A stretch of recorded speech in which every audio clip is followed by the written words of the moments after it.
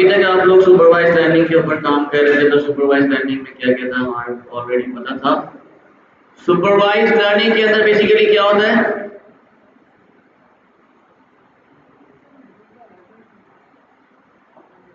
When we have multiple x, ठीक है, x1 आपके पास आ जाएगा, मल्टीपल x आपके पास आ जाएंगे, लेकिन फर्क क्या होता है आपके पास सुपरवाइज लर्निंग में क्या होता है, आपके पास एक y की वैल्यू होती है।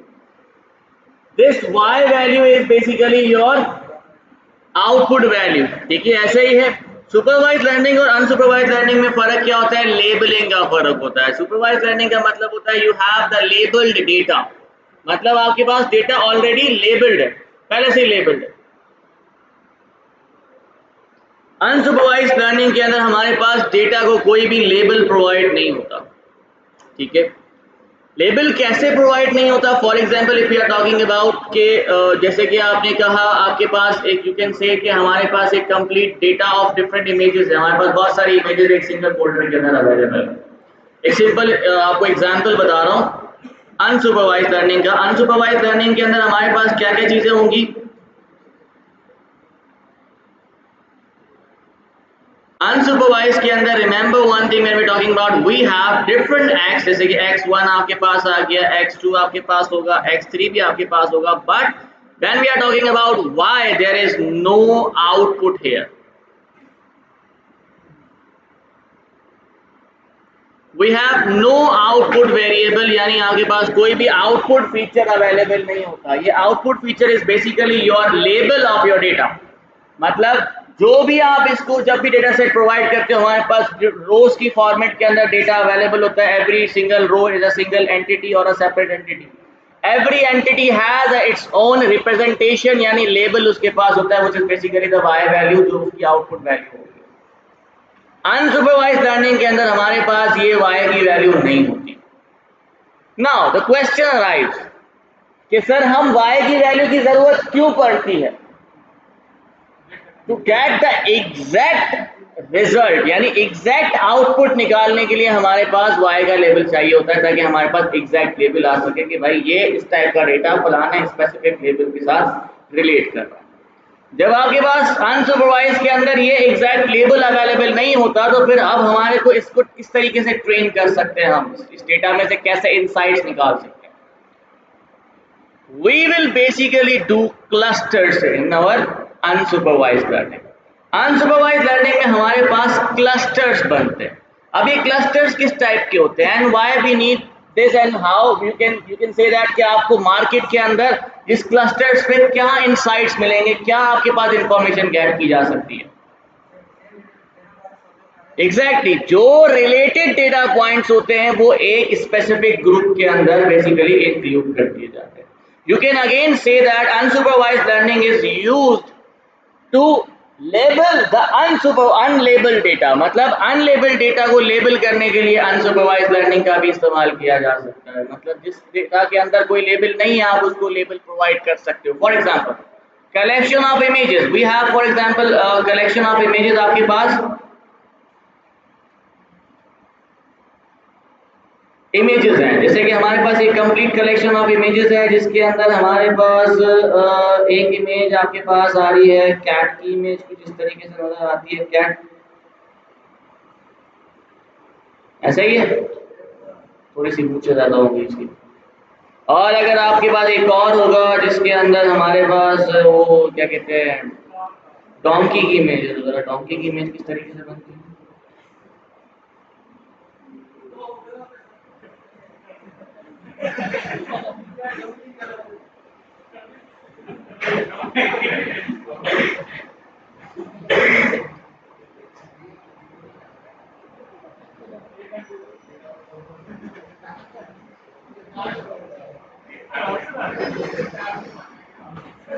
वो मजनू नहीं था, मजनू जो घोड़े के ऊपर, डोंकी के ऊपर, घोड़े के ऊपर क्या किस तरीके से वो एक कंप्लीट अच्छी सी वो बनाता है पेंटिंग, वो बनाने की कोशिश। मेरी पेंटिंग बहुत खराब है वैसे, इसी बात, इसी वजह से हम लोग फ्रंट एंड की तरफ कभी गए नहीं, क्योंकि हमारा जो ये सेंस ऑफ कलर्स और सेंस ऑफ ये जो क्या कहते हैं ड्राइंग है ना, ये इतना खास अच्छा नहीं है। तो पहले तो कुछ और लग रहा था ये, फिर वो आप कह रहे कि आपको सही लग रहा है। तो basically we have have different color, you can say we have different you can say collection of images, जिसके अंदर आपके पास कैट की इमेज भी है, उसके अंदर आपके पास डॉग की इमेज भी है, उसके अंदर आपके पास डोंकी की इमेज भी है। For example I am talking about. अब इस कंप्लीट कलेक्शन को मैं सेपरेट कैसे करूं? आप क्या करोगे, एक एक इमेज को ओपन करोगे, उसको बेसिकली देखोगे कि भाई ये हमारे पास अगर डॉग की इमेज है तो उसको आपने उठाया, एक डॉग वाले फोल्डर के अंदर पेस्ट कर दिया। अब मैं कह रहा हूं आपके पास थाउजेंड्स ऑफ इमेजेस है, यहाँ पे मिलियंस ऑफ इमेजेस है, तो फिर क्या करोगे आप? वन बाय वन अगेन आपके पास एक ही आंसर है कि सर ऐसे ही करना पड़ेगा और कोई दूसरा हल नहीं है हमारे पास इसका। क्यों? क्योंकि हमने एक एक इमेज को ओपन करके उसके बाद ही चेक करना। ये सेम चीज आप चाहो तो सिस्टम यानी आपके क्लस्टर यानी अनसुपरवाइज्ड लर्निंग के थ्रू भी कर सकते हो। ये क्या करेगा? अनसुपरवाइज्ड लर्निंग क्या करेगा? आपकी इनकम्प्लीट इमेजेस को रीड आउट करेगा सबसे पहले। अब जो एक जैसे दिखने वाली इमेजेस होंगी उनको सेपरेट कर देगा। जैसे ये जाहिर सी बात है, कैट्स की तो शक्ल आपस में तकरीबन मिलती भी आपको नजर आएगी, डॉग की शक्ल से आपके पास अलग से नजर आ जाएंगे कि भाई ये डॉग हो गया या आपके पास कैट हो गया या अब ये उसको नाम तो नहीं दे सकता क्योंकि आपके पास नाम तो है ही नहीं। लेबल का मतलब क्या? आपने इसको नाम तो प्रोवाइड किया ही नहीं, हमारे पास लेबल्स तो है ही नहीं ऑलरेडी। हमने क्या करना है? सारी इमेजेस को रीड आउट करना है, जो एक जैसे दिखने वाली इमेजेस होंगी उनको अलग अलग सेपरेट फोल्डर्स के अंदर स्टोर कर दिया, ग्रुप करके अलग अलग फोल्डर्स के अंदर स्टोर कर दिया। That means every single cluster has been stored into different folders. For example, cluster of images की बात की जा रही है तो ऑटोमेटिकली ये जो आपका कलेक्शन था इसमें क्या हो जाएगा आपके पास? फॉर एग्जाम्पल यहाँ पर आपके पास दो टाइप का डेटा है तो आपके पास दो कलेक्शन बन जाएंगे। एक collection which is collection number 0, दूसरी कलेक्शन जिसके अंदर इसका नाम है कलेक्शन नंबर 1। अब आप क्या करोगे? एवरी सिंगल कलेक्शन को ओपन करोगे, देखोगे अच्छा भाई ये कैट की इमेजेस थे तो इस कलेक्शन को 0 को आपने चेंज करके क्या कर दिया?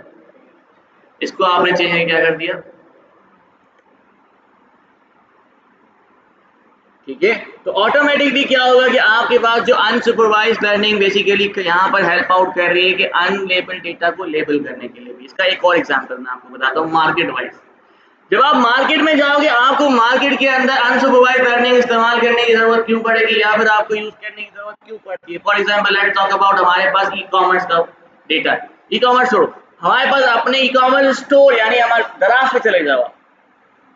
अब दराज वालों का डेटा है आपके पास, दराज के पास डेटा अपने यहाँ पे फॉर एग्जाम्पल मैं डेटा क्रिएट कर रहा हूँ। डेटा के अंदर हमारे पास ये है कि हमें पता है कि ये हमारा हो जाएगा फॉर एग्जाम्पल मैं इसको कह रहा हूँ स्पेंडिंग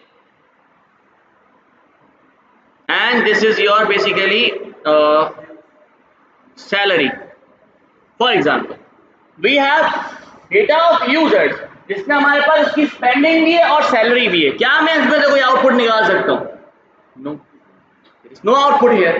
क्या आउटपुट आएगा भाई? सैलरी और स्पेंडिंग का कोई भी आउटपुट नहीं आ सकता इसका। अब दराज कंपनी इस डेटा को किस तरीके से यूज कर सकती है, यानी दराज में एक एग्जांपल के तौर पे कह रहा हूँ, कोई भी ई कॉमर्स इसको किस तरीके से यूज कर सकता है। For example I have my own e commerce store और मैं लॉन्च करने जा रहा हूं for example iPhone 17 pro max. For example मैं अपने स्टोर के ऊपर आईफोन 17 प्रो मैक्स मैंने उसको लॉन्च करना है और सेल आउट करना है। अब पहली चीज मुझे यहाँ पर अनसुपरवाइज्ड लर्निंग क्या काम करती थी?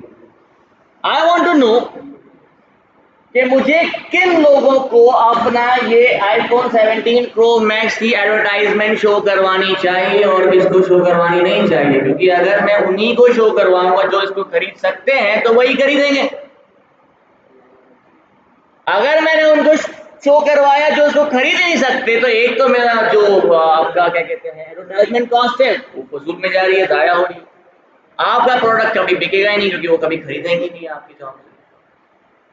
At that time unsupervised learning comes. कैसे? For example, if I say there are some, you can say जैसे कि हमारे पास यहाँ पर भाई एक सैलरी हमारे पास है भाई 50,000 कमाता है, यहाँ पर हमारे पास है भाई 1 लाख कमाता है, ठीक है 50K 100K, ठीक है। दूसरा हमारे पास है भाई 2 लाख कमा रहा है पर मंथ, तीसरा हमारे पास है भाई 300K कमा रहा है। फॉर एग्जाम्पल हमारे पास अलग अलग टाइप के यूजर्स हैं। फॉर एग्जांपल यहाँ पर आप देख सकते हैं 50,000 कमा रहा है लेकिन ये खर्च कितना कर रहा है? फॉर एग्जांपल ये खर्च कर रहा है 20,000, ठीक है।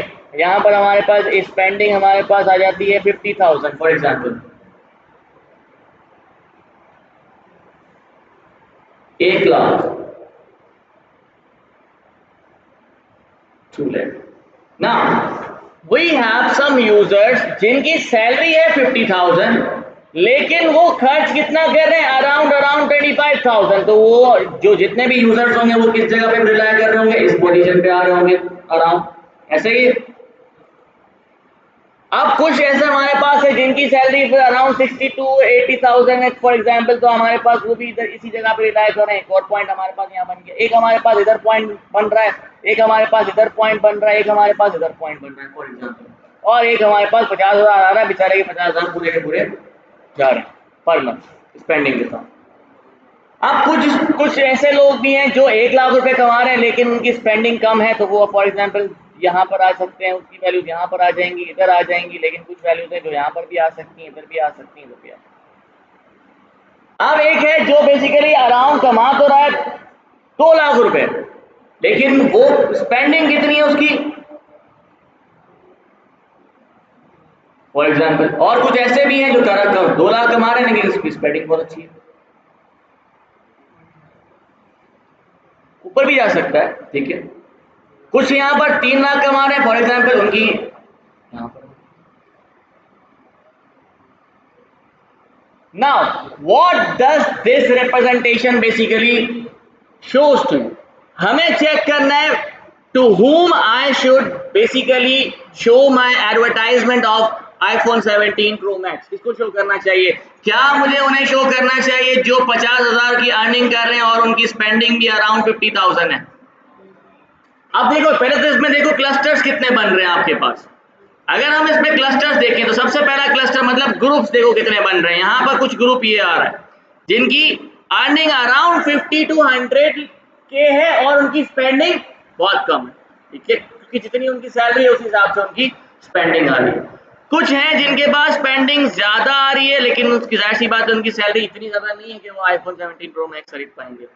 कुछ हमारे पास है जिनकी अर्निंग तो बहुत है लेकिन आपकी स्पेंडिंग बहुत कम है। यहीं पर आपके पास एक और इधर आ जाते हैं, these are another, you can say this is again another cluster. तो आपके पास डिफरेंट ग्रुप्स बन गए। Now what group should I basically need to advertise, कौन से ग्रुप को मुझे एडवर्टाइज करना चाहिए। जो आप देखो फॉर एग्जांपल एक बंदा जो 300K कमा रहा है पर मंथ, जाहिर सी बात है उसके पास इतनी ना मनी होगी कि वो बहुत आराम से आईफोन 17 प्रो मैक्स खरीद सकता है। तो जितने भी आपके पास 300K वाले आप इनको इजीली टारगेट कर सकते हो for the advertisement purpose. Even though अगर आप देखो 200K वाले भी जिनकी स्पेंडिंग बहुत कम है, इसका मतलब उनके पास इतना अमाउंट है जो उन्होंने बेसिकली सेव किया हुआ है जो ये फर्दर यूज कर सकते हैं टू बाय 17 प्रो मैक्स। तो मेरे लिए ये भी काम कर, भले कंजूस है लेकिन पैसे तो है ना उसके पास, तो स्पेंड फिर भी कर सकता है वो शायद, ठीक है। भले 20,000 कर रहा है लेकिन फिर भी पैसे तो पड़े ना, वो लोग खरीद तो सकते हैं ना। कुछ ऐसे हैं जो खरीद ही नहीं सकते तो उन्हें तो दिखाने का कोई फायदा ही नहीं, ऐसा ही है।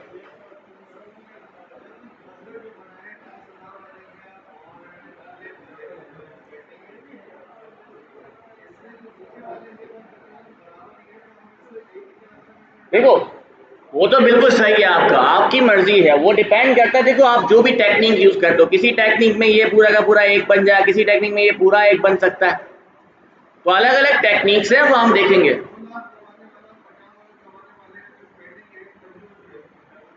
नहीं ये अलग क्लस्टर है, ये अलग ग्रुप है जिनके पास पैसा बहुत है बट वो स्पेंड नहीं कर रहे।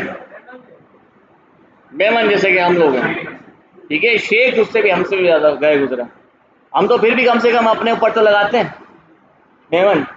लेकिन कहने का मकसद कि यहाँ पर आप देख रहे हो कि ये आपके पास एक अलग ग्रुप बन जाएगा। कुछ ऐसा ग्रुप है जिनकी स्पेंडिंग ही नहीं है, उनकी स्पेंडिंग बहुत अच्छी है लेकिन उनकी अर्निंग कम है। जैसे कि 50,000 कमा रहा है बेचारा, 50,000 खर्च कर रहा है, स्पेंडिंग पूरी है उसकी, तो ये आपका एक अलग ग्रुप हो जाएगा।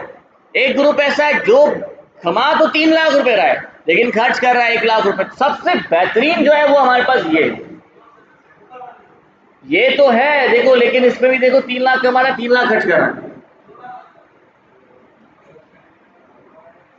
इधर आपके पास तो ये भी हमारे पास टारगेटेड वैल्यू, ये भी टारगेटेड है, ये भी टारगेटेड है, इनको टारगेट करने का कोई फायदा नहीं, क्योंकि अगर मैंने इनको टारगेट किया, ये मुझे कोई भी यू कैन से हमारे पास कोई भी ऐसा कस्टमर नहीं आएगा जिसकी अर्निंग 50,000 है, करंटली 50,000 रहा है और ऊपर से iPhone 17 Pro Max भी खरीदने को, जब किसी के अंदर हो तो फिर वो अलग बात है, पर हमारे में नहीं।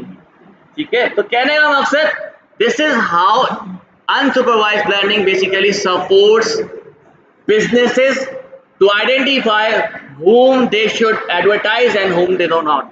ठीक है, so this is where you can say this is the one of the application of unsupervised learning. ठीक है,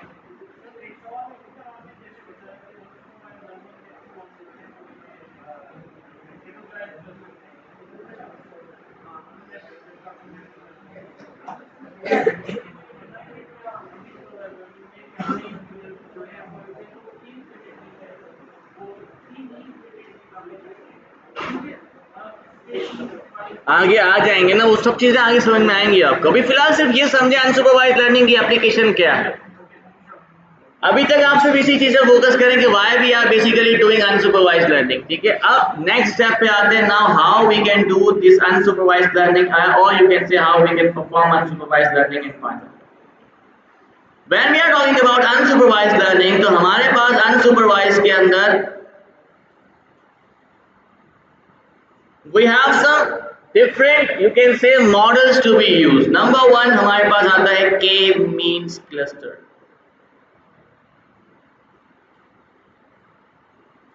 Clustering. ठीक है, Number two we have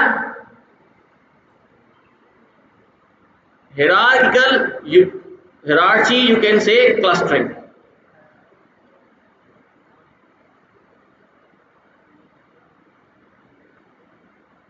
And number three is DB scan clustering. Hierarchy. ठीक है, we have three you can say different clustering techniques that could be used. ठीक है, हमारे पास और भी बहुत सारे हैं, लेकिन हमने टोटली ये तीन पढ़ने और इनके ऊपर काम करना है। Number one is K means cluster. सबसे पहले हम बात करते हैं K मींस क्लस्टर्स के यहाँ पे। ठीक है, जब आप K मींस के ऊपर आते हो तो इसके अंदर हमारे पास कुछ डिफरेंट पैरामीटर्स होते हैं। DB स्कैन K मींस के अंदर हमारे पास डिफरेंट पैरामीटर्स होते हैं। Number one parameter is known as K value. Now what is K here?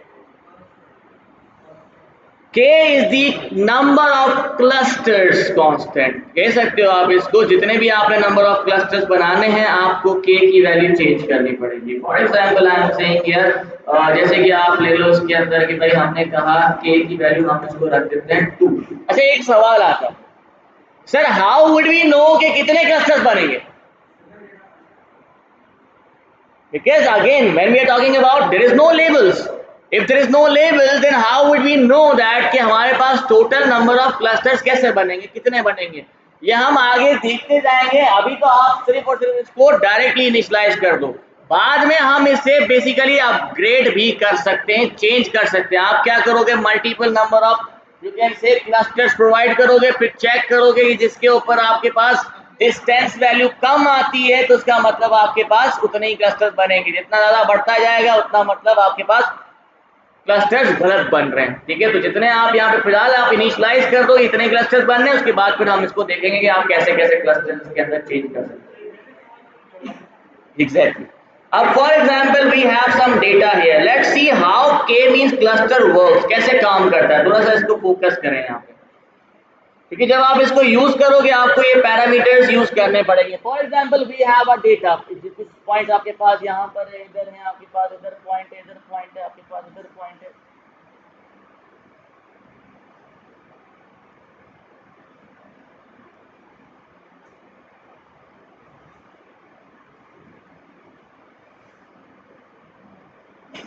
अब देखने से आपको क्या लगता है कि आपके पास कितने क्लस्टर्स बनने चाहिए यहाँ पे? तीन क्लस्टर्स आपको यहाँ पर नजर आ रहे हैं कि भाई यहाँ पर हमारे पास तीन टाइप के ग्रुप्स आपको नजर आ रहे हैं। के की वैल्यू यानी आपके पास के को आप एक और नाम भी देते हो जिसको हम कहते हैं सेंट्रॉइड। ठीक है, centroids is nothing but the clusters, number of clusters that you need to know. कितने नंबर ऑफ क्लस्टर्स आपको चाहिए यहाँ पे, तो सेंटर और सेंट्रॉइड्स यहाँ पे के की वैल्यू कितनी होनी चाहिए, 3 होनी चाहिए, तो हमें 3 करना। अब remember one thing, these centroids are firstly been initialized in your data, मतलब आपके इस कंप्लीट डेटा के अंदर ये कहीं पर भी इनिशियलाइज किया जा सकता है इसको, तो ऑटोमेटिकली ये इनिशियलाइज कर दिया जाएगा रैंडमली, कहीं पर भी इनिशियलाइज हो जाएंगे। फॉर एग्जांपल आपके पास एक सेंट्रॉइड इधर आ गया, एक सेंट्रॉइड आपका इधर प्रिंट बन गया, एक सेंट्रॉइड आपका यहां पर बन गया। दिस इज यू कैन से रैंडमली हो रहा है, हम यहाँ पर कोई भी स्पेसिफिकली नहीं बता रहे हैं कि ये हमारे पास सेंट्रॉइड अलग अलग कोई आप स्पेसिफिक पोजीशन पर रख दो इसको, नहीं, दिस इज रैंडमली इनिशियलाइज, कहीं पर भी इनिशियलाइज किया जा सकता है इसको, ये कहीं पर भी इनिशियलाइज हो जाएंगे। यू कैन से नंबर ऑफ क्लस्टर्स। ठीक है, सेंट्रॉइड क्यों कह रहा हूं, अभी आपको जब इसको आप देखोगे तो आपको ऑटोमेटिकली समझ में आ जाएगा कि मैं इसको सेंट्रॉइड क्यों कह रहा हूं। ठीक है, for example here you can see we have different centroid. मैं एक काम करता हूँ, थोड़ा सा इसको करीब बना लेता हूँ ताकि इजीली आप लोगों को समझ में भी आता रहे। जैसे कि आपके पास एक सेंट्रॉइड यहाँ बन गया, एक सेंट्रॉइड आपके पास इधर बन गया, और एक सेंट्रॉइड आपके पास इधर।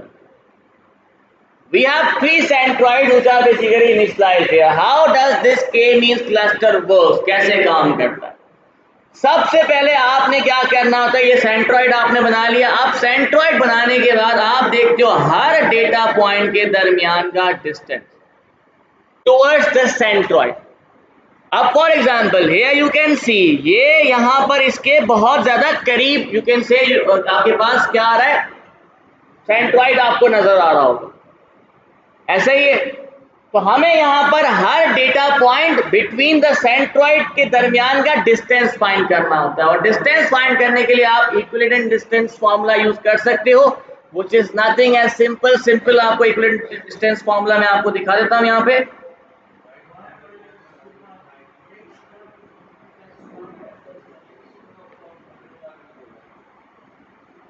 थैंक्स टू गूगल, क्योंकि जाहिर सी बात है हम यहाँ पर गूगल पे चेक करते हैं। Now this is the formula of equivalent distance. ठीक है, जिसमें आपके पास क्या है, x2 minus x1 whole square plus y2 minus y1 whole square and underscore आप इसका निकालोगे। This is basically known as the equivalent distance formula. By applying this distance formula, ये हमने ऑलरेडी यूज किया हुआ है, दो पॉइंट्स के दरमियान का डिस्टेंस फाइंड करने का मैंने आपको ऑलरेडी टास्क दे चुका हूं, जिसके ऊपर आपने दो डिस्टेंस निकाले थे। ठीक है, दो पॉइंट्स के दरमियान का डिस्टेंस आपने फाइंड आउट किया था जब हम फंक्शंस और क्लासेस पढ़ रहे थे at that time. So you can use this formula to find out the distance। यहाँ पर डिस्टेंस आपके पास कम होगा, और जिस भी you can say क्लस्टर यानी सेंट्रॉइड के साथ उसका डिस्टेंस कम होगा, वहां पर वो एक कंप्लीट ग्रुप बना लेगा। For example here you can see that, मैं थोड़ा सा इसको और अच्छी तरीके से बना लेता हूँ ताकि इजीली हमें समझ में आ जाए। ठीक है,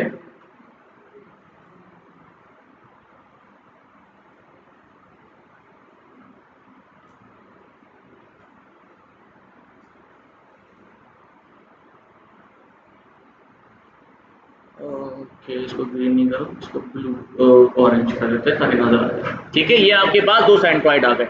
अब हमें देखना है डिस्टेंस यहाँ पर, तो आप देख सकते हो यहाँ पर जो डिस्टेंस पे सबसे करीब कौन से आ रहे हैं, यहाँ पर आप देख सकते हो ये इसके करीब आ रहा है, ऐसा ही है, ये इसके करीब आ रहा है, ये इसके करीब आ रहा है। ठीक है, ये इसके करीब आ रहा है, इधर आ रहा है। फॉर एग्जाम्पल अगर आप देखो यहाँ पर ये तो आ गया, अगर आप इसको देखो तो यहाँ पर आपके पास ये भी डिस्टेंस कम है, इसका भी डिस्टेंस कम है। जरा इसको मैं ब्लू कलर में ले आता हूँ ताकि इजीली समझ में आ जाए। तो ये आपके पास इस रेस्ट में आ जाएगा, ये इसका क्लस्टर बन जाएगा, क्लस्टर इसके साथ आ जाएगा, इसके साथ आ जाएगा, इधर आ जाएगा।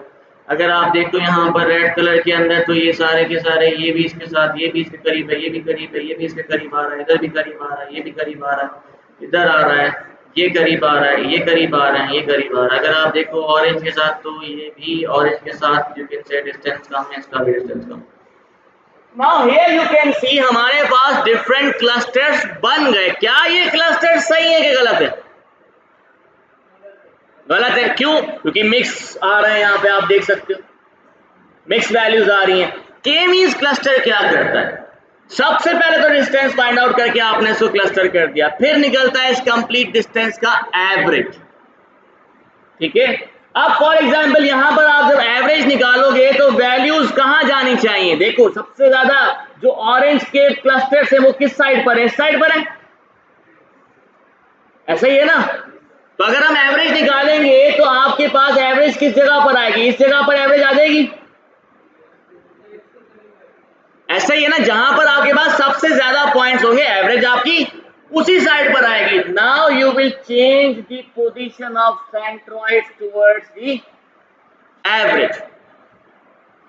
के मींस क्लस्टर किस तरह काम करता है कि सबसे पहले आपने डिस्टेंस फाइंड किया, डिस्टेंस फाइंड करके क्लस्टर्स तैयार किए, फिर उन क्लस्टर्स का निकाला एवरेज। अब जो एवरेज लोकेशन है उस लोकेशन पे सेंट्रॉइड को मूव कर दिया जाएगा। जब सेंट्रॉइड को मूव कर दिया तो ऑटोमेटिकली आपके पास सेंट्रॉइड इस पोजीशन में पहुंच गया, तो आपके पास डेटा कुछ इस टाइप से बन जाएगा। मैं दोबारा बना लेता हूं।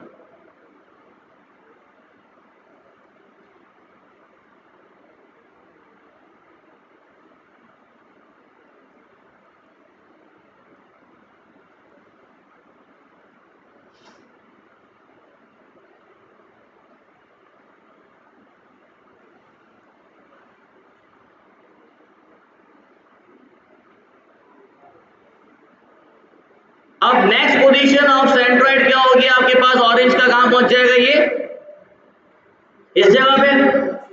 अगर आप इस ब्लू वाले का सेंट्रॉइड का निकालोगे तो इसकी एवरेज कहां पर होनी चाहिए, अराउंड दिस पोजीशन, ऐसे ही है, क्योंकि आपके पास जिस तरफ ज्यादा वैल्यूज होंगी ऑटोमेटिकली एवरेज भी वहां पर आ जाएगा। तो नेक्स्ट आपका ब्लू सेंट्रॉइड कहां पर चला जाएगा, अराउंड इस पोजीशन के ऊपर। इसी तरीके से अगर रेड को हम मूव करेंगे तो वो किस जगह पहुंच जाएगा, इस पोजीशन में पहुंच जाएगा, तो ऑटोमेटिकली आपका रेड वाला कहां पर आ जाएगा।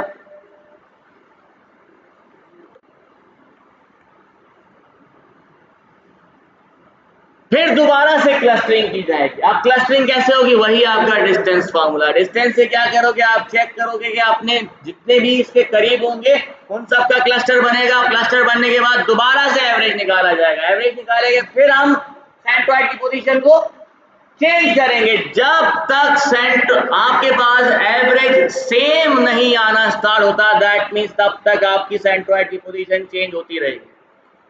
जब सेम कब आएगा, जब आपका ये सारे सेंट्रॉइड एग्जैक्टली सेंटर पॉइंट के ऊपर आ जाएंगे। जब सेंटर पॉइंट पे आ गए आप एवरेज निकालो, all the time average will be same, क्योंकि आप सेंटर पर ऑलरेडी अवेलेबल हो। ऐसे ही ऐसे ही होगा। तो जब आपके पास आपका सेंट्रॉइड बिल्कुल exactly centre position of your cluster पहुंच जाएगा, ऑटोमेटिकली आपकी एवरेज चेंज होना बंद हो जाएगी, शुरू नहीं होगी, बंद हो जाएगी। ठीक है, तो ऑटोमेटिकली आपके पास चेंजेस नहीं आएंगे। जब चेंजेस नहीं आएंगे आपकी सेंट्रॉइड की पोजीशन चेंज नहीं होगी। जब सेंट्रॉइड की पोजीशन चेंज नहीं होगी तो आपके पास रिजल्ट आ जाएगा, और you can say your clusters are basically created. I hope समझ आ गया यहाँ तक, सिंपल क्लस्टर्स बन जाएंगे, क्रिएट हो गया ना क्लस्टर्स। ये हमने क्लस्टर्स बना देना, पूरा ग्रुप बना देंगे। नहीं, पहले क्लस्टर्स थोड़ी बने हुए थे, पहले तो डेटा पॉइंट्स थे सिंपल। ग्रुप तो अभी बनाया हमने। ठीक है, पूरा डेटा सेट है ना, उसमें से हमने उसके ग्रुप्स निकाले, तो क्लस्टर्स आपके तैयार हो जाएंगे। दिस इज हाउ के मींस क्लस्टर वर्क्स। आई होप समझ आ गया, उसमें कोई मुश्किल तो नहीं था मेरे ख्याल से। के मींस सबसे आसान यू कैन से क्लस्टरिंग एल्गोरिथम।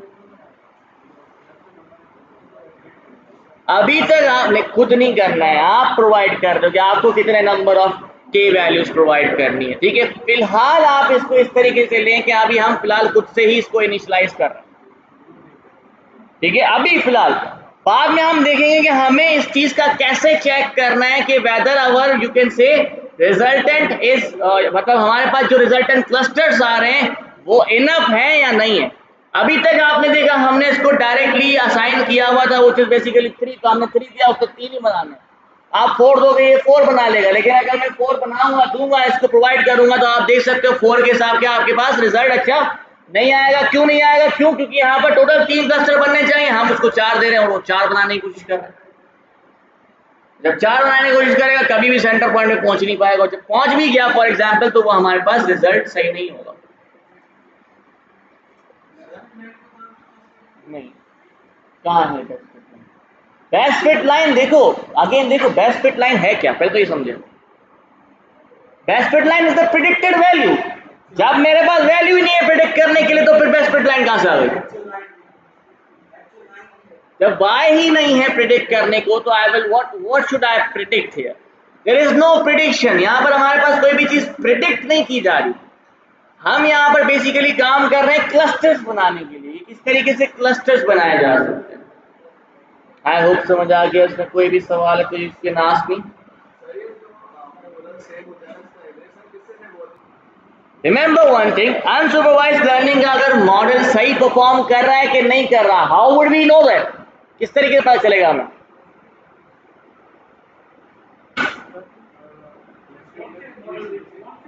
सुपरवाइज्ड लर्निंग का मॉडल इज परफॉर्मिंग वेल और नॉट, कैसे पता चलेगा?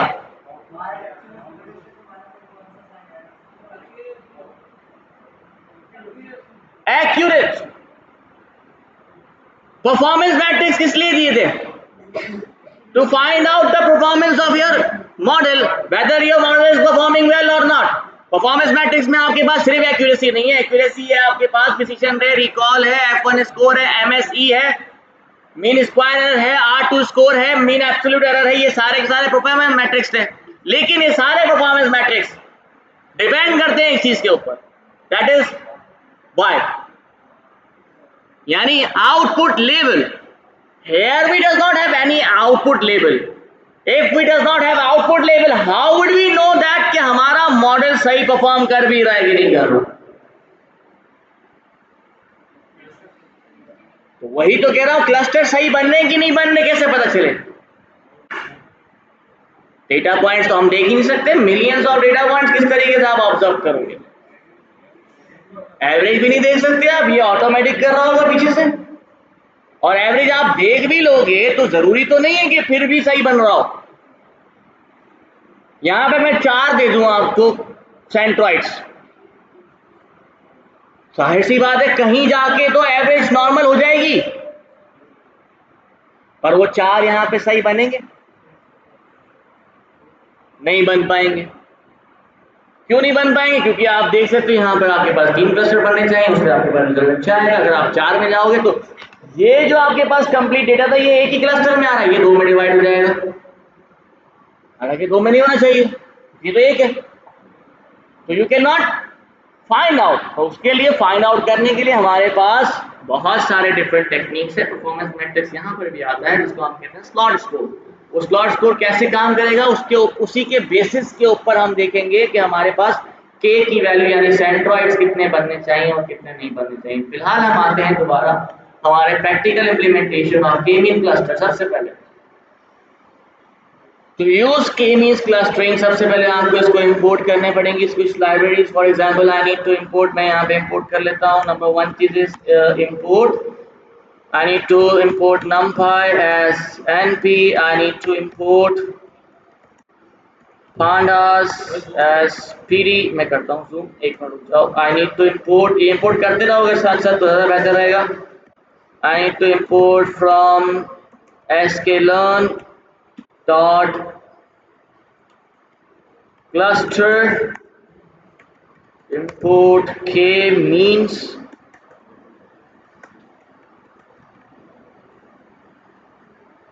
मेरा क्या है क्लस्टर ही क्लस्टर होगा, लेट्स सी क्या होगा। देख एस क्यों लगाना है? हाँ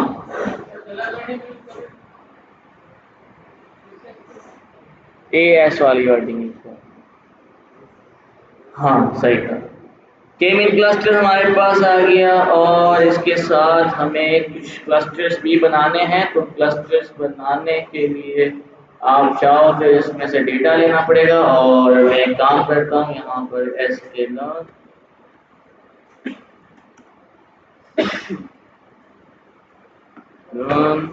डॉट डेटा सेट्स, हमें चाहिए इंपोर्ट लूट आइरिस चाहिए, डेटा सेट से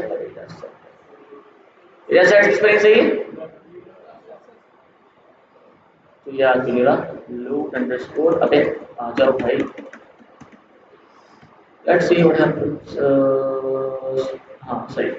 Okay, now we have some you can say हमने कुछ चीजें इसके अंदर इंपोर्ट कर दी हैं। एक और चीज इंपोर्ट कर लेते हैं थोड़ा सा विजुलाइज करने के लिए, तो उसके लिए हम यूज करते हैं इंपोर्ट matplotlib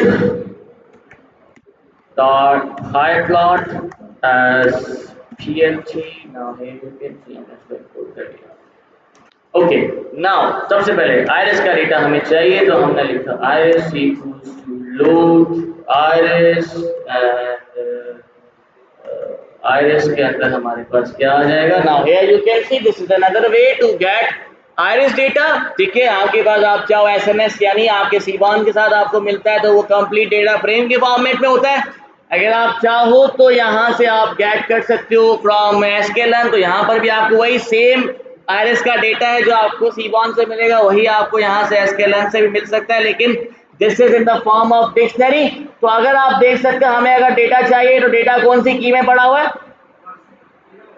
की कौन सा है, की नाम है, की है, डेटा की है ना, तो डेटा की में पड़ा हुआ है, तो हम इसको जरा प्रोवाइड करते हैं डेटा, तो ये आ गया हमारे पास डेटा। ठीक है, लेकिन डेटा तो हमें पता चल गया डेटा कहाँ से मिलेगा, लेकिन इसके जो कॉलम्स है वो किधर है। Let's see we have the column names और नॉट। नीचे आ जाए, नीचे तो हमें यहाँ पर ये यू कैन सी आपके पास y की वैल्यू कहाँ पड़ी हुई है, टारगेट की के अंदर कौन सी वैल्यू पड़ी हुई है आपके पास, y की वैल्यू है व्हिच इज ऑलरेडी इनकोडेड। हमें करने की जरूरत नहीं है, पहले से ही ऑलरेडी इनकोडेड हुई हुई है आपके पास 0 1 और 2, क्योंकि आपके पास आइरिस के अंदर टोटल 3 स्पेशीज थी जो आप यहाँ पर देख सकते हो। Now for example here you can सी हमारे पास सेटोसा और डिफरेंट टारगेट नेम्स है। ये देखो यहाँ पर आपको फीचर नेम का कोई की मिलती है,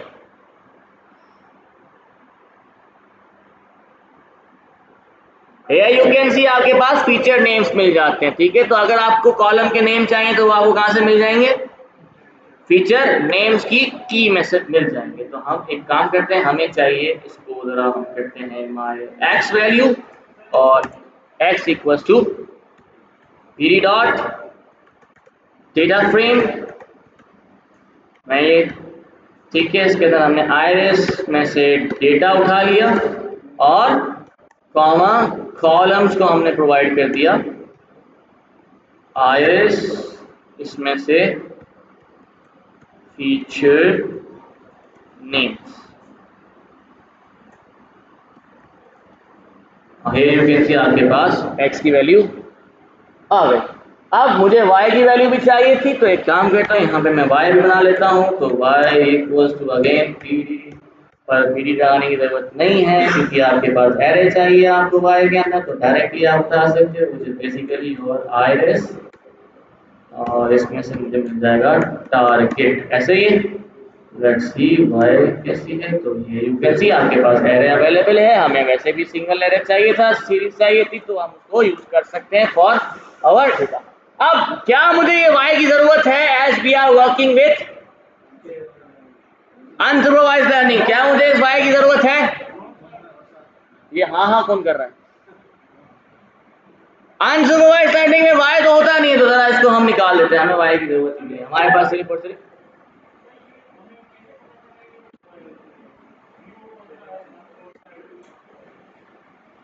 ये डिपेंड करता है फर्स्ट पिक आपका जो टारगेट नेम है उसी के हिसाब से। फर्स्ट अगर फॉर एग्जांपल यहाँ पे चेक कर लेते हैं अभी आइरिस, और यहाँ पे जरा से प्रिंट करो तो मेरा you can see that target ये रहा। सबसे पहला सेटोसा है, फिर वर्सिकॉलर है, फिर वर्जिनिका। ठीक है, तो 0 पे क्या होगा, सेटोसा होगा, और 1 पे वर्सिकॉलर होगा, और 2 पे वर्जिनिका होगा। Simple. Now we have x here. What is the next step to do? Number one thing, हमें चाहिए यहाँ पर k की वैल्यू हमें चेक करना है कि फॉर एग्जांपल अब सबसे पहले आपको k की वैल्यू यहाँ पे क्रिएट करनी पड़ेगी, which is for example I said k equals to हम यहाँ पर दे रहे हैं 3q दे रहे हैं क्योंकि हमें ऑलरेडी पता है हमारे पास 3 स्पीशीज है, ऐसा ही है। तो हमें इन तीनों स्पीशीज के हिसाब से डेटा को मैनिपुलेट करना। ठीक है, क्लासिफिकेशन करनी है। क्लासीफाई तो खैर नहीं कर रहे, क्लस्टर्स बनाना, तो इसलिए हमने 3 क्लस्टर्स यहाँ पे लिख दिया फिलहाल। अब 3 क्लस्टर्स के हिसाब से सबसे पहले आप सिंपली क्या करोगे, यहाँ पे बनाओगे अपना के मीन्स का ऑब्जेक्ट, तो हमने बनाया के means which is equals to, again we need to use k means clustering, और इसके अंदर हमारे पास डिफरेंट पैरामीटर्स है जो आपने देखने हैं। सबसे पहले आपको यहाँ पर नजर आ रहा होगा number of clusters, by default इसकी वैल्यू कितनी है 8। हमें चेंज करनी पड़ेगी, जाहिर सी बात है, हमारे पास टोटल 3 ही कैटेगरीज हैं, तो नंबर ऑफ क्लस्टर्स भी आपके पास 3 ही बनेंगे। आई होप समझ आ गया, और 3 ही बनना चाहिए। फिर हमने देखना है यहाँ पर इनिट वैल्यू, इनिशियलाइजेशन वैल्यू के अंदर आप देख सकते हो के मीन प्लस प्लस लगा हुआ है। अच्छा, एक और चीज समझने की कोशिश करेंगे, के मीन प्लस प्लस क्या है, थोड़ा सा इसको एक्सप्लेन कर देता हूँ।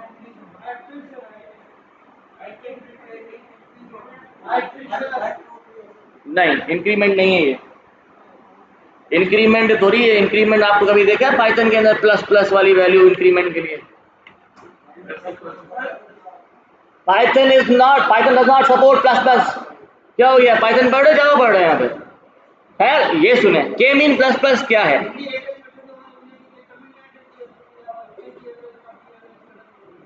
वेरी गुड, बट वो दूसरा कॉन्सेप्ट है। के मीन्स प्लस प्लस का कॉन्सेप्ट ये नहीं है। के मीन्स प्लस प्लस का कॉन्सेप्ट क्या होता है कि at the time of initialization of your centroid, ठीक है, जब आप सेंट्रॉइड को इनिशियलाइज करते हैं, हमने सबसे पहले सेंट्रॉइड को कहां पे इनिशियलाइज किया था? नॉर्मली अगर देखा जाए सेंट्रॉइड मैंने क्या कहा था, रैंडमली इनिशियलाइज होंगे, ऐसा ही है। रैंडमली जब इनिशियलाइज होंगे तो वो कहीं पर भी हो सकते हैं ना। अब फॉर एग्जाम्पल आपके पास डेटा इस टाइप से, ये डेटा आपके पास आ रहा है, फॉर एग्जाम्पल मैं बात कर रहा हूँ अभी 2 एक्स की वैल्यूज के ऊपर ही डिपेंड कर रहे हैं, मल्टीपल एक्स के ऊपर डिपेंड नहीं कर रहे हैं। ये आपके पास डेटा आ गया, इधर आपके पास डेटा आ गया, इधर आपके पास डेटा आ गया, इधर आपके पास डेटा आ गया। कभी कभार क्या होगा कि जब आप के मींस क्लस्टर अप्लाई करते हो, कभी कभार इस तरह का भी आउटपुट आ सकता है। थोड़ा सा यहाँ पे फोकस करें, सी दिस, इस टाइप का भी आपके पास कोई ना कोई आउटपुट आ सकता है कभी कभार। जैसे कि एक क्लस्टर आपका इस पोजीशन पे बन जाए, दूसरा क्लस्टर आपका इस पोजीशन पे बन जाए, और तीसरा क्लस्टर आपका, सेंट्रॉइड की बात कर रहा हूं, after applying all you can से एवरेज निकाला, सब कुछ करने के बाद एवरेज अब चेंज होना बंद हो गया, इस तरह का भी आउटपुट आ सकता है। अब इस तरह का आउटपुट कब आता है? जब आपका सेंट्रॉइड इनिशियलाइज किया जाएगा, तो at this case, in this case you can say that आपका सेंट्रॉइड किस जगह पे यू कैन से इनिशियलाइज हो रहा होगा, एक यहाँ पर इनिशियलाइज होगा, दूसरा इस पोजीशन पे इनिशियलाइज हो गया, और तीसरा आपके पास इस पोजीशन पे इनिशियलाइज। अब अगर आप इसका क्लस्टर करो, एवरेज निकालते रहो, कभी भी ये चीज अपने सही पोजीशन पे नहीं आएगी। You can see this. के मींस प्लस प्लस क्या करता है, ये जो इनिशियलाइजेशन ऑफ योर सेंट्रॉइड्स है, इसको थोड़ा सा एक्सपेंड कर देता है, थोड़ा दूर इनिशियलाइज करता है फ्रॉम योर सेंटर पोजीशन, उससे थोड़ा सा दूर क्या करेगा, इसको इनिशियलाइज करेगा के मींस प्लस प्लस। अब के मींस प्लस प्लस किस तरीके से करेगा? फॉर एग्जांपल इसने क्या किया, जब आप इनिशियलाइजेशन करोगे तो आपकी बार आपकी इनिशियलाइजेशन इस तरीके से होगी, एक इधर आ जाएगा, एक इधर आ जाएगा, और एक आपका। अब जब ये आपके सेंट्रॉइड्स मतलब सेंटर पॉइंट से बहुत दूर है, it will take some time to reach out the centers, but the results will be more accurate as compare to closer initialization. जितना ज्यादा क्लोजर इनिशियलाइजेशन होगी उतना ज्यादा प्रॉब्लम है, जितना ज्यादा आपके पास इनिशियलाइजेशन दूर होगी ऑटोमेटिकली आपके पास रिजल्ट भी बेहतर आएगा। ठीक है, तो के मीन प्लस प्लस क्या कर रहा है, इसको थोड़ा सा इनिशियलाइजेशन ऑफ योर सेंट्रॉइड को एक्सपेंड करके थोड़ा सा दूर ले जाता है from your centre position of your data. This is why वहां पर इनिशियलाइजर के मीन प्लस प्लस लिखा हुआ था, you can see this, this is initialiser, देखो इनिशियलाइज कर रहा है के मीन प्लस प्लस। ठीक है, आगे चलते हैं। नंबर ऑफ इनिशियलाइजेशन ऑटो है, आप चाहो इसको अपनी तरफ से बता सकते हो कि किस तरीके से आप इसको इनिशियलाइज करो, पहले अलग जगह पे इनिशियलाइज करेगा, फिर दूसरी जगह पे करेगा, तो ऑटोमेटिकली वो सिलेक्ट कर रहा होगा कहीं पर भी रैंडमली। अगर आप चाहो अपनी तरफ से बताना तब भी ठीक है, लेकिन हम नॉर्मली क्या करते हैं, ऑटो ही रखते हैं ताकि इजीली रैंडमली कहीं ना कहीं वो बेसिकली इनिशियलाइज हो जाए। इसी तरीके से आपके पास है मैक्स इटरेशंस, आपके पास टोल वैल्यू है, आपके पास वर्बल्स है, you have random state, you have copy x, you have algorithm. हमारे पास बहुत सारे पैरामीटर्स है, आप डिफरेंट पैरामीटर्स को चेंज करके हाइपर पैरामीटर ट्यूनिंग परफॉर्म कर सकते हो इन दिस, ठीक है। जैसे कि आप देख सकते हो के मीन प्लस प्लस किया, इसका काम क्या था, दूर करना। दूसरा ऑप्शन हमारे पास क्या है, रैंडम। तो रैंडम के अंदर वो क्लोज भी हो सकता है, दूर भी हो सकता है, कहीं पर भी जा सकता है। जब आपने के मीन प्लस प्लस किया तो ये क्या करेगा, उसको इनिशियलाइजेशन थोड़ी सी दूर कर देगा, ठीक है। हाँ नहीं, देखो रैंडम यहाँ पर देखो ना, दो ऑप्शन है, या तो के मीन प्लस प्लस दोगे या तो आप रैंडम दोगे। रैंडम दोगे तो इसका मतलब वो कहीं पे भी कर देगा, वो आपका दूर भी हो सकता है, वो आपका क्लोजर इनिशियलाइजेशन भी हो सकती है। क्लोजर इनिशियलाइजेशन में क्या होगा, आपके पास प्रॉब्लम्स आ सकती हैं, ठीक है।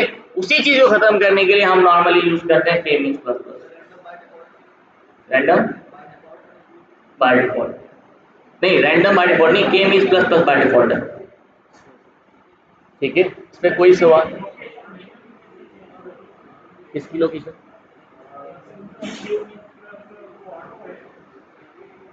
हाँ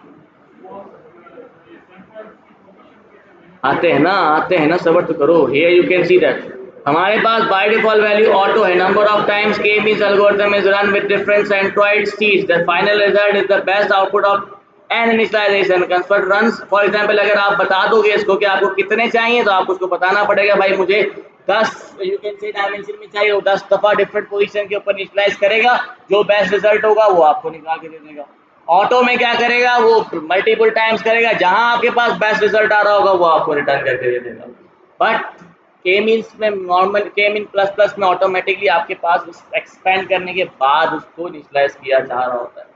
आई होप यहाँ तक आपको समझ आ गया, उसमें कोई प्रॉब्लम तो नहीं है। आप डिफरेंट पैरामीटर्स को चेंज कर सकते हैं, जैसे कि मैक्स इटरेशंस आपने 300 रखी हुई है, आप चाहो तो मैक्सिमम चेंज कर सकते हो, maximum number of iteration of the K mean algorithm for a single run. मतलब एक दफा हमें चेक करना है कि मल्टीपल टाइम्स जब आप उसको डेटा प्रोवाइड करें तो 300 टाइम्स ये उसको बेसिकली बार बार क्लस्टर बनाएगा, चेक करेगा, क्लस्टर बनाएगा, चेक करेगा, क्लस्टर बनाएगा, चेक। आप चाहे उसको चेंज करो, आप 300 की जगह 500 टाइम्स लगाओ, तो 500 टाइम्स बेसिकली क्या करेगा, एवरेज निकालेगा। जब तक एवरेज आपके पास सही नहीं होती तब तक वो चलता रहेगा।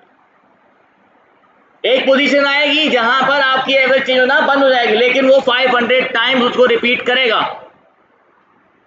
अभी ये 300 टाइम्स रिपीट करेगा, भले वो फिर आपके पास 100 टाइम्स के बाद आपकी एवरेज लोकेशन चेंज होना बंद हो जाए, बट रिपीटेशन 300 टाइम्स ही होगी, ठीक है। आई होप समझ आ गया। टॉल वैल्यू बेसिकली आपके पास लर्निंग रेट है कि कितनी लर्निंग रेट के हिसाब से आपको उसको चेंज करना है। तो यहाँ पर हमारे पास डिफरेंट चीजें हैं, रैंडम स्टेट आप प्रोवाइड कर सकते हो, क्योंकि मैंने आपको क्या कहा था, जो आपके सेंट्रॉइड्स हैं वो रैंडमली कहीं ना कहीं भी इनिशियलाइज हो सकते हैं। भले देखो आप के मींस प्लस प्लस यूज कर रहे हो, लेकिन स्टिल एक्सपेंड तो है, लेकिन आउटर स्पेस में भी तो कहीं भी इनिशियलाइज किए जा सकते हैं। तो आप रैंडम स्टेट बताते हो कि कितनी रैंडम स्टेट होनी चाहिए, नहीं बताना है तो वो ऑटोमेटिकली करेगा हर बार नया। नहीं, रैंडम स्टेट, यार रैंडम स्टेट का कॉन्सेप्ट वही है जो आपने पहली क्लास में रैंडम स्टेट देखा था, अभी भी उसी रैंडम स्टेट की बात कर रहा हूँ, ठीक है। क्योंकि रैंडमली मतलब बार बार इनिशियलाइज कर रहा है ना, अलग अलग पोजीशन के ऊपर सेलेक्ट कर रहा है। तो सिंपली हमने क्या करना है, स्कीम्स बना दिया, और अब हमें यहाँ पे नंबर ऑफ क्लस्टर्स प्रोवाइड करने पड़ेंगे। तो नंबर ऑफ क्लस्टर्स आप इसको प्रोवाइड कर दो। फॉर एग्जांपल हमने सोचा 3, क्यों, क्योंकि हमें पता है कि हमारे पास के की वैल्यू 3 है, तो हमने इसको के प्रोवाइड कर दिया डायरेक्टली। फिलहाल बाकी कोई भी चीज मैं इसमें से चेंज नहीं कर रहा हूँ। आप हाइपर पैरामीटर ट्यूनिंग अप्लाई करने के बाद डिफरेंट रिजल्ट्स निकाल सकते हो, रिजल्ट्स बेहतर किए जा सकते हैं, और भी अच्छी तरीके से बेहतर किए जा सकते हैं। Just need to find out, you can say best parameter, और जो बेस्ट पैरामीटर होगा उसके ऊपर आपके पास रिजल्ट अच्छे आएंगे। रिजल्ट्स कैसे चेक करेंगे वो हम नेक्स्ट करेंगे। फिलहाल यहाँ तक कोई सवाल है तो पूछ सकते हैं। Now we need to basically train our model. तो सिंपली हमें क्या करना है, इसको रन नहीं किया मैंने,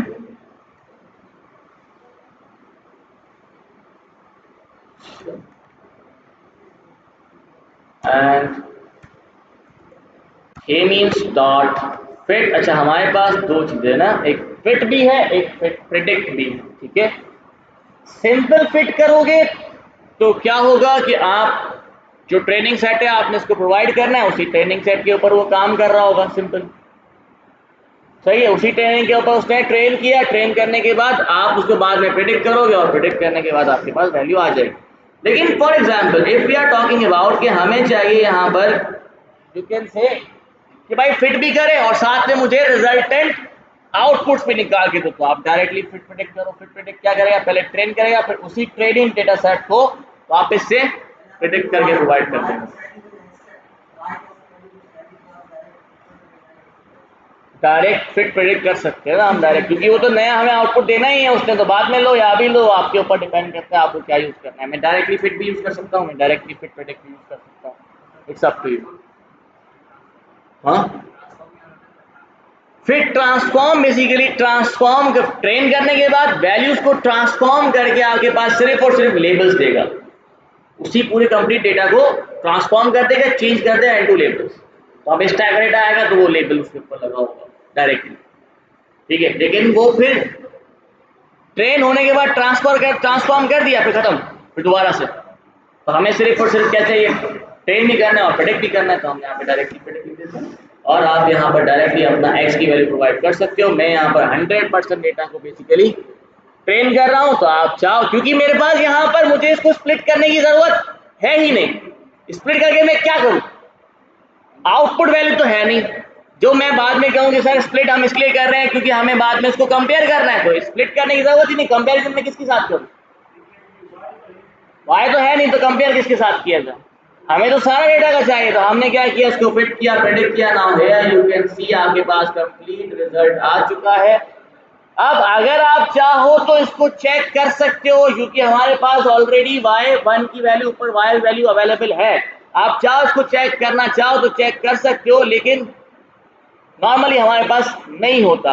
मैं जरा इसको प्लॉट करने की कोशिश करता हूँ कि हमारे पास प्लॉटिंग किस तरीके से की जा सकती है। तो हमने सिंपली क्या करना है, plt डॉट प्लॉट, और मैं फिलहाल, अच्छा एक चीज और याद रखें, when we are talking about clusters यानी प्लॉटिंग की जब आप बात करोगे, मैं यहाँ पे 2D प्लॉटिंग कर सकता हूँ, 3D प्लॉटिंग तो नहीं कर सकता। यहाँ पर हमारे पास कितने फीचर्स है, नंबर ऑफ फीचर्स एक्स के अंदर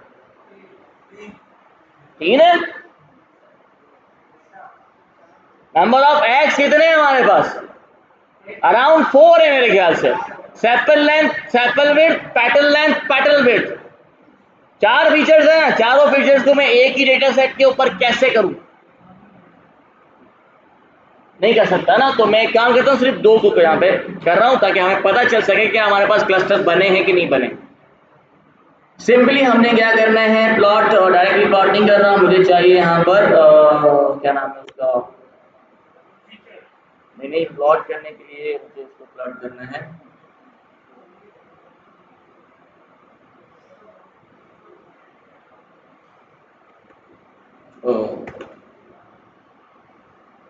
क्या हो गया, मुझे दिमाग चल नहीं रहा।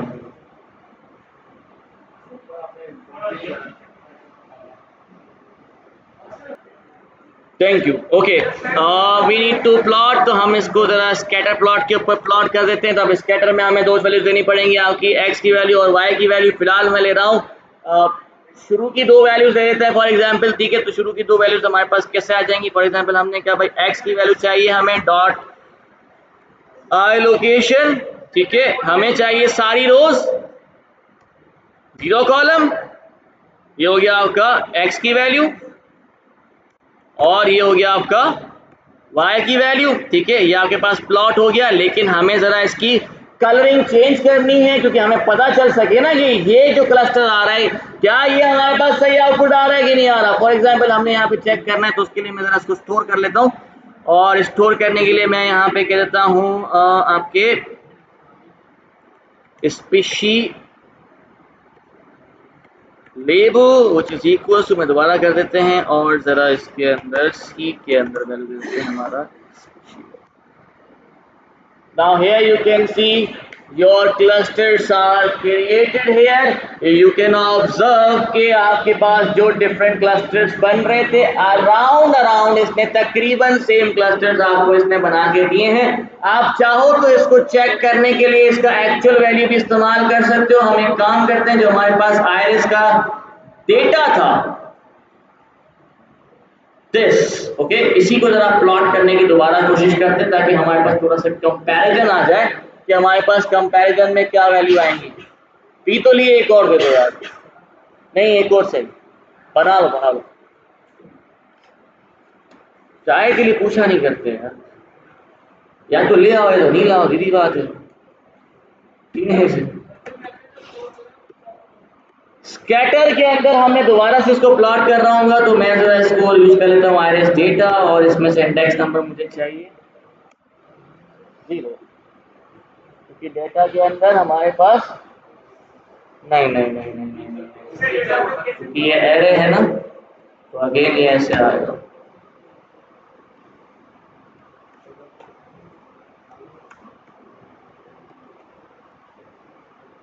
ठीक है, सेम बन रहा है, यही है ना।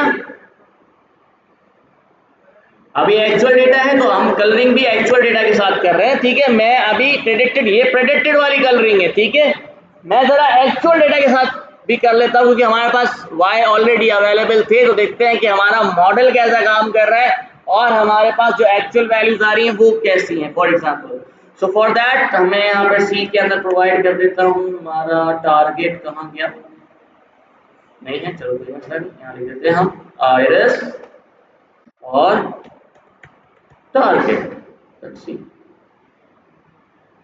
Now you can compare both. आप दोनों को कंपेयर कर सकते हो। तकरीबन मेरे ख्याल से तकरीबन क्या एग्जैक्टली सेम निकाल के दिया है, थोड़ा सा चेंज है, but still you can see कि हमारे पास काफी हद तक यू कैन से 80% आपका मॉडल अच्छा परफॉर्म कर रहा है और उसके सही क्लस्टर्स बनाए हैं।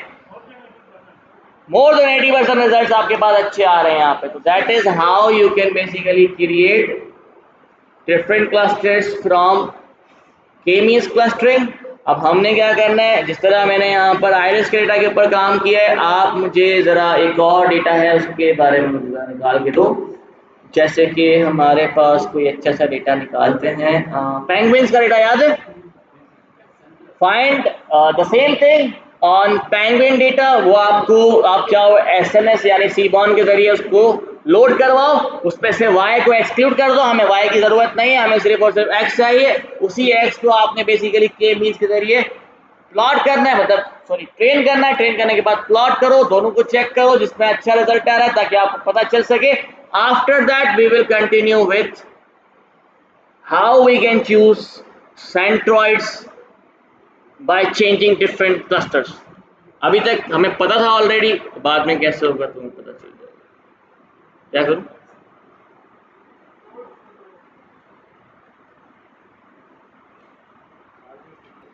ओके, थोड़ा सा अब यहाँ पे फोकस करें। आप सब लोगों ने थोड़ा सा प्रैक्टिस तो इसके ऊपर कर ली, लेकिन अगेन दिस क्वेश्चन अराइव्स, मेरे पास एक सिंपल क्वेश्चन मैं आपसे पूछना चाहता हूँ कि आप लोगों ने कहा वी हैव के की वैल्यू हमने कितनी दी अभी पेंगुइन्स के लिए भी 3 दी। क्यों? क्योंकि आपको ऑलरेडी पता था कि आपके पास स्पीशीज 3 है। लेकिन again remember one thing, when we are talking about unsupervised learning, हमारे पास कोई वाई अवेलेबल नहीं होता, हमें पता ही नहीं होता कि क्लस्टर्स कितने बनेंगे। नाउ क्वेश्चन अराइव्स कि अगर हमें मालूम नहीं है कि हमारे पास के की वैल्यू क्या होनी चाहिए, तो हम कैसे आइडेंटिफाई कर सकते हैं कि बेस्ट के की वैल्यू कौन सी है। रिसर्च सीवी के अंदर भी तो आपको कोई ना कोई परफॉर्मेंस मैट्रिक्स चाहिए होगा। रिसर्च सीवी क्या करता है, वो एक्यूरेसी चेक करता था, यहाँ पर तो नहीं है कोई एक्यूरेसी चेक, तो रिसर्च सीवी तो नहीं अप्लाई कर सकते हम यहाँ पर। तो हम क्या कर सकते हैं यहाँ पे, हमें सिंपली यहाँ पर एक चीज होती है, इसको हम कहते हैं WCSS। WCSS का फुल फॉर्म बेसिकली क्या होता है आपके पास, within cluster sum of square.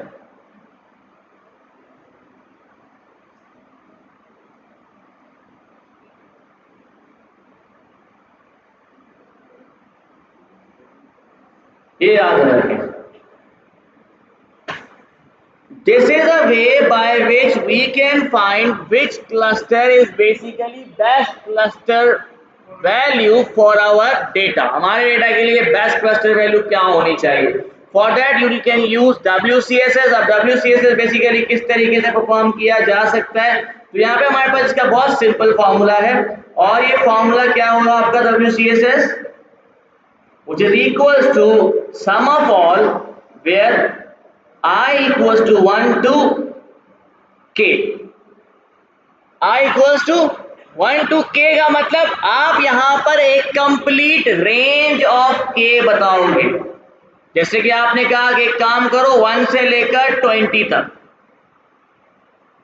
अब हम 1 से लेकर 20 के दरमियान यहां पर k की वैल्यू चेंज करने के बाद क्लस्टर्स बनाते जाएंगे। क्लस्टर्स बनाए, हर क्लस्टर का WCSS निकाला। जब आपका हर क्लस्टर WCSS मिलेगा, वहां से आपको इजीली आइडेंटिफाई हो जाएगा कि कौन सी वैल्यू हमारे पास बेस्ट क्लस्टर वैल्यू बनेगी फॉर आवर डेटा। तो WCSS का फॉर्मूला क्या है? Sum of all from where I equals to 1 to k, and here you can say what is the sum here? You can say distance between points to nearest centroid and whole square. ठीक है, ये formula आपने apply करना है। Distance between points to nearest centroid. For example यहां पर आप देख रहे हो, तो यहां पर हम क्या करेंगे, जैसे कि हमारे पास ये क्लस्टर्स बन गए। अब हमें क्या करना है कि सबका डिस्टेंस चेक करना है। इसका डिस्टेंस यहां तक, इसका डिस्टेंस यहां तक, इसका डिस्टेंस, इसका डिस्टेंस, सबका डिस्टेंस हमने चेक करते रहेंगे। तो हमारे पास फॉर एग्जांपल यहां पर भी आप सबका डिस्टेंस चेक करते रहोगे, हर जो आपका नियरेस्ट सेंट्रॉइड होगा। उसके बाद वंस ये डिस्टेंस कैलकुलेटेड हो गया, उसके बाद क्या करोगे आप इस सेंट्रॉइड से इसका डिस्टेंस, इस सेंट्रॉइड से इसका डिस्टेंस, इस सेंट्रॉइड से इसका डिस्टेंस। अब हमें देखना है कि अगर डिस्टेंस बहुत बड़ा है तो जाहिर सी बात है आपके पास क्लस्टर ये सही बना हुआ है। अगर डिस्टेंस कम है as compare to internal distance, तो इसका मतलब क्लस्टर गलत बना हुआ है। भाई इंटरनल डिस्टेंस बहुत बड़ा बन रहा है और आपका एक्सटर्नल डिस्टेंस कम हो रहा है, इसका मतलब क्लस्टर आपका गलत बना हुआ है। तो इस पे आप इजीली फाइंड आउट कर सकते हो अप्लाइंग WCSS। और WCSS का अप्लाई करने के लिए सिंपल, आप जब अप्लाई करोगे तो आपके पास इस तरीके से एक कंप्लीट विजुअलाइजेशन बनती जाएगी, जो हम देखते हैं यहाँ पे। इंटरनल डिस्टेंस का मतलब है सेंट्रॉइड और उसी क्लस्टर के जितने भी आपके पास डेटा पॉइंट है उनके दरमियान का डिस्टेंस। डिस्टेंस फाइंड आउट करने के लिए आप वही फॉर्मूला अप्लाई करोगे, इक्विवेलेंट डिस्टेंस का फॉर्मूला अप्लाई कर सकते हो, तो आप वही यूज करें। कोई इसमें इशू नहीं है कि आप कोई नया डिस्टेंस का फॉर्मूला नहीं बनाना है, हमने वही सेम डिस्टेंस का फॉर्मूला अप्लाई करना है। जो दो पॉइंट्स के दरमियान का डिस्टेंस आप फाइंड आउट कर सकते हैं बाय अप्लाइंग इक्विवेलेंट डिस्टेंस। और इक्विवेलेंट डिस्टेंस का फॉर्मूला आपको ऑलरेडी पता है, लेकिन मैं फिर भी लिख देता हूँ। इक्विवेलेंट डिस्टेंस का फॉर्मूला क्या होगा? Underscore of x2 minus x1 minus y2 minus, यही है फॉर्मूला। तो यही फॉर्मूला आप अप्लाई करके यहाँ पर डिस्टेंस निकाल सकते हो। सबका सम करना है, मतलब स्क्वायर करना है, उसके बाद सबका सम कर रहे हैं, तो आपके पास WCSS बन जाएगा। अब जब आपके पास WCSS बन जाएगा तो आपके पास कुछ इस तरीके से विजुअलाइजेशन आ सकती है। फॉर एग्जाम्पल हमने यहाँ पे इनिशियलाइजेशन की हुई थी, k की वैल्यू हमने कहा 1 से लेकर 20, चलो 20 छोड़ो, हम उसको जरा 10 तक ले जाते हैं, ज़्यादा बड़ा हो जाएगा, थोड़ा सा समझ में नहीं आएगा। तो हमने एक काम करते हैं, जैसे फॉर एग्जांपल k, ये k की वैल्यू आपकी हो गई और ये हो गया आपका WCSS। ठीक है, अब ये k1 हो गया आपके पास, k2 हो गया आपके पास, k3 आपके पास आ गया, k4 आपके पास आ गया, k5 है, k6, 7, 8 टूवर्ड्स ये 9 और ये 10 हो जाएगा। ठीक है, we have different k values here. अब जब आपने फॉर एग्जांपल एक यानी k1 के साथ अप्लाई किया, कुछ ना कुछ डिस्टेंस आएगा, कुछ ना कुछ आपके पास WCSS आएगा। फॉर एग्जांपल आपके पास WCSS बन गई ये पोजीशन। ठीक है, WCSS की वैल्यू आपके पास इस पोजीशन पर आ गई। k2 आपने अप्लाई किया, WCSS की वैल्यू आपके पास फॉर एग्जांपल इस जगह पर आ गई। k3 आपने अप्लाई किया, WCSS की वैल्यू आपके पास इस पोजीशन पर आ गई। k4 आपने अप्लाई किया, WCSS की वैल्यू आपके पास ये आ गई। कुछ टाइम बाद क्या होगा कि अब आपके पास, अगर आपके पास वो जो भी क्लस्टर वैल्यू है उस पर आपके पास बेस्ट क्लस्टर बन रहे होंगे, तो आपका WCSS यहां पर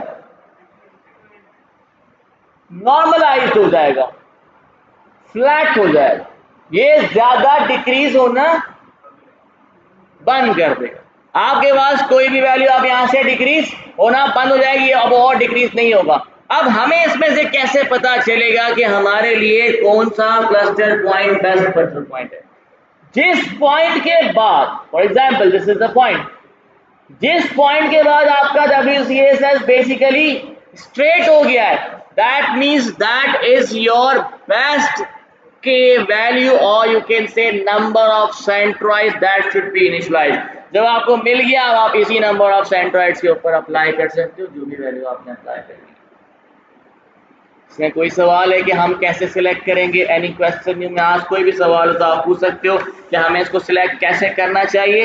अगर स्टिल कुछ चीज समझ में ना आए तो आप पूछ सकते हो। अच्छा, एक और चीज मैं जरा इसमें आपको इजाफा कर देता हूँ, which is basically K means, मैं पहले से ही बता चुका हूं K मीन्स प्लस प्लस के बारे में। उसका मकसद क्या है कि आपके उस इनिशियल सेंट्रॉइड्स को थोड़ा सा एक्सपैंड करके वो करता है। लेकिन क्यों करता है? क्योंकि मैंने आपको बताया आपके पास रिजल्टेंट्स गलत आ रहे होते हैं, और इसको हम कहते हैं रैंडम इनिशियलाइजेशन ट्रैप। ठीक है, ये वर्ड मैं बस आपको बताना चाह रहा था। ये जो आपके पास ट्रैप हो रहा था ना, दिस वाज द ट्रैप, इस ट्रैप को हम कहते हैं रैंडम इनिशियलाइजेशन ट्रैप। और इसको खत्म करने के लिए आप क्या यूज करोगे? अगेन वही सेम चीज, K मीन प्लस प्लस। बस ये चीज एक सिंपल सी मुझे इसके अंदर एडवांस करना था। अब how we can apply this complete elbow method? क्या? Random initialization trap. और ये जो मेथड आप देख रहे हो इसको हम कहते हैं एल्बो मेथड। एल्बो मेथड क्यों कह रहा हूं? क्योंकि आप देख सकते हो आपके पास एक एल्बो की तरह का एक व्यू बन रहा है, और जिसको आप एल्बो मेथड भी कहते हो।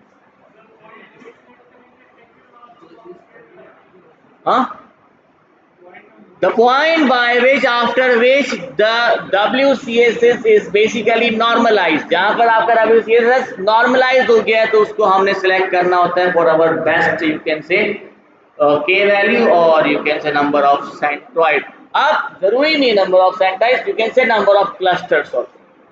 आई होप समझ आ गया। उसमें कोई भी सवाल है तो आप मुझसे पूछ सकते हैं। Any question you may ask, कोई भी सवाल हो तो आप पूछ सकते हैं इसके अंदर स्टिल। ठीक है, अब जरा इसको हम इम्प्लीमेंट करने की कोशिश करते हैं WCSS को, कि हम WCSS को किस तरीके से इम्प्लीमेंट कर सकते हैं। ये कौन मैसेज कर रहा है? आपने किया? अच्छा, within the cluster sum of square, ये लिखा था ना ऊपर मैंने।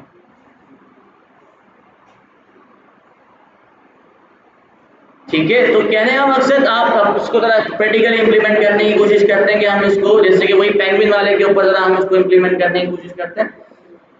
For that what we need to do is basically we are going to calculate the value here। तो वो वैल्यू हमें किस तरीके से मिलेगी? कहाँ गया?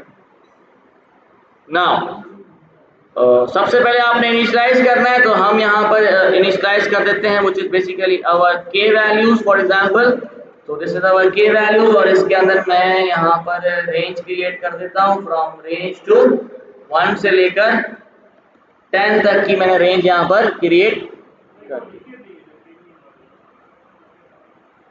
रिकैप, अच्छा पेंगुइन का हमने यहाँ पर basically you can say data set use किया है। We have loaded from penguin here because that contains the some of you can say features which were in object type. तो हमने उसको इनकोड कर दिया है by applying label encoder, which basically converts our object यानी strings into text into labels. ठीक है, we need to get the x value here। तो अगर आपको x वैल्यू चाहिए तो सबसे पहले तो मैंने यहाँ पे k की वैल्यू इनिशियलाइज कर दी है। जरा हम इसके अंदर से x सेपरेट कर लेते हैं। तो x हम सेपरेट करने के लिए हमने यहाँ से pg डेटा और सारी रोज चाहिए हमें। फर्स्ट कॉलम आपका स्पीशी है, वो छोड़कर बाकी सारे कॉलम्स आपको चाहिए। तो 1 से लेकर all columns. Now here you can सी आपके पास x की वैल्यू आ जाएगी क्योंकि मैंने यहाँ पे डॉट आई लोकेशन यूज नहीं किया। ओके, x की वैल्यू आपके पास यहाँ पर सेपरेट हो चुकी है। I need to initialize my k values and k values are already been initialized here which you can see that we have the range of 1 से लेकर 10 तक। मैं जरा इसको 11 कर देता हूँ क्योंकि मुझे 10 भी चेक करना है, क्योंकि you know very well upper bound हमेशा -1 पे स्टॉप हो जाता है। ठीक है, आगे बात है। Now for k in k values 1 by 1 k के अंदर आपके पास एक एक वैल्यू आती जाएगी। हमें क्या करना है, हमें यहाँ पे हमारा k मींस का ऑब्जेक्ट क्रिएट करना है which is equal to again k means cluster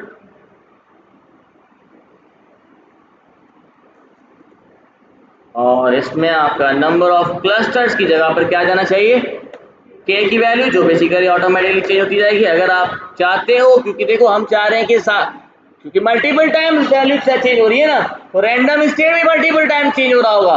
तो हम एक काम करते हैं, रैंडम स्टेट को जरा स्टेबल कर देते हैं, किसी एक रैंडम स्टेट पर रोकते हैं। जैसे कि फॉर एग्जांपल हमने कहा भाई 42 को 8 दफा सेम ही वैल्यूज आएंगी और उसी के ऊपर आपके पास यू कैन से चेंज हो रहा होगा।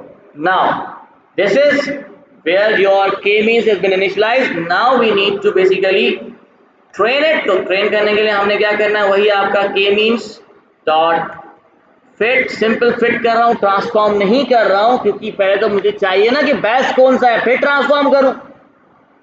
पहले ही ट्रांसफॉर्म करने का फायदा ही नहीं है, हर गलत पे ट्रांसफॉर्म करने का क्या फायदा मेरे को। ठीक है, तो मैंने सिंपली यहाँ पर k मींस डॉट फिट कर दिया और यहाँ पर आप देख सकते हो उसके अंदर मैंने प्रोवाइड कर दिया x की वैल्यू।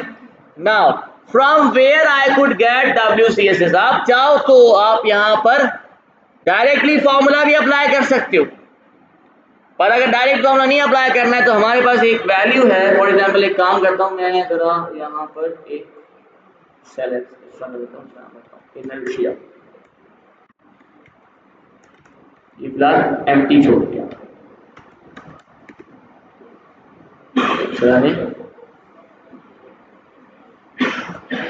इनर्शिया डॉट अपेंड और इसके अंदर हमने इसको दे दिया k means dot this will provide the WCSS of your every single cluster. ठीक है, तो जो भी वैल्यू आपके पास आ रही होगी, इनर्शिया आपके पास जनरेट हो रहा होगा, वो ऑटोमेटिकली आपके पास WCSS यहाँ पे आ जाएगा। Now your models are been trained multiple times, x1 x मतलब k1 k2 k3 के ऊपर ये ट्रेन हो चुका है। हमें जरा चेक करते हैं हमारे पास इनिशिया की वैल्यू जो आ रही है उसको जरा हम प्लॉट करके चेक करते हैं। तो सिंपली आपने इसको प्लॉट करने के लिए आप क्या करोगे, वही सेम चीज PLT डॉट प्लॉट, और प्लॉट के अंदर आपने प्रोवाइड कर दी आपकी x की जगह पे k वैल्यू, क्योंकि मुझे x की वैल्यू k वैल्यूज के हिसाब से चेक करना ना कि भाई 1 पे कितना इनर्शिया बना, 2 पे कितना बना, 3 पे कितना बना। y की वैल्यू क्या आ जाएगी, आपकी इनर्शिया की वैल्यू आ जाएगी। और अगर आप चाहो तो इसको चेंज करना चाहो चेंज कर सकते हो, लेकिन मैं फिलहाल इसको ऐसे डाल थोड़ा सा मैं इसको जरा चेंज कर देता हूँ, जैसे कि marker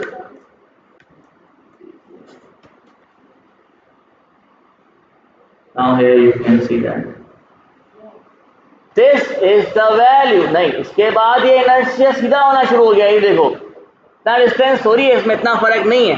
this is the point from where you can see कि आपके पास जो आपका WCSS है वो automatically you can say randomize, मतलब एक क्या कहते हैं, नॉर्मलाइज होना शुरू हो गया, ज्यादा डिक्रीज होना बंद हो गया। आप देख सकते हो, आप ज्यादा चेंज नहीं आ रहा होगा आपके अंदर, लेकिन जो ये पॉइंट है इसके ऊपर चेंज होना शुरू हो गया। अब ये पॉइंट कौन सा है, ये पॉइंट आपका 3 की value, that means the best cluster for your penguin data is 3 and you already know that हमारे पास स्पीसी क्या है, 4 नहीं है 3 है। देखो यहां से हो रही है, इसमें इतना डिस्टेंस नहीं है, ये देखो नॉर्मलाइज। तो ऐसे तो आप कह सकते हो 5 से भी डिक्रीज हो रहा है, देखो हल्का सा, लेकिन ये नॉर्मलाइज होना शुरू हो गया। This is the bigger difference, यहाँ पे आप कह सकते हो इसके बाद से ये मोड नॉर्मलाइज होना शुरू हो चुका है। तो 3 के ऊपर आपके पास बेस्ट रिजल्ट्स बन रहे हैं। फिर वही बात, यहां पर आप देखो इसमें और इसमें इतना फर्क नहीं है, ये देख सकते हो आप। तो अगर आप आगे इस तरह अगर आप बात करोगे तो 5 और 6 में भी देखो डिक्रीज हो रहा है हल्का सा, इसको हम नहीं लेते, जो आपके पास बेस्ट आता है वो हम देखते हैं यहाँ पे, ठीक है। Where you can see WCSS, जहां इसके बाद आपके पास ऑटोमेटिक, अब इसके जरिए आप ये चूज कर सकते हो कि आपके पास कौन सा बेस्ट यू कैन से क्लस्टर आपको यूज करना चाहिए, तो आप वो क्लस्टर चूज करें और इसको दोबारा ट्रेन करें उस क्लस्टर के साथ, आपके पास रिजल्ट सबसे बेस्ट आने चाहिए। इसमें कोई भी सवाल है तो आप पूछ सकते हो। WCSS कोई फंक्शन, कॉन्सेप्ट नहीं, फंक्शन, मैथमेटिकल फंक्शन तो है ना, इसमें आप डायरेक्ट नेक्स्ट निकालना चाहो नेक्स्ट निकालो, नहीं तो आप खुद से अपना WCS अप्लाई कर सकते हो।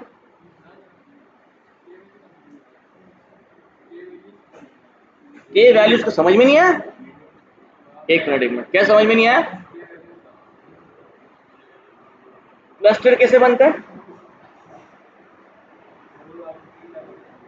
3 डाले थे, क्यों डाले थे 3? क्या थे वो 3? वो 3 क्या थे? वही तो के की वैल्यू थी।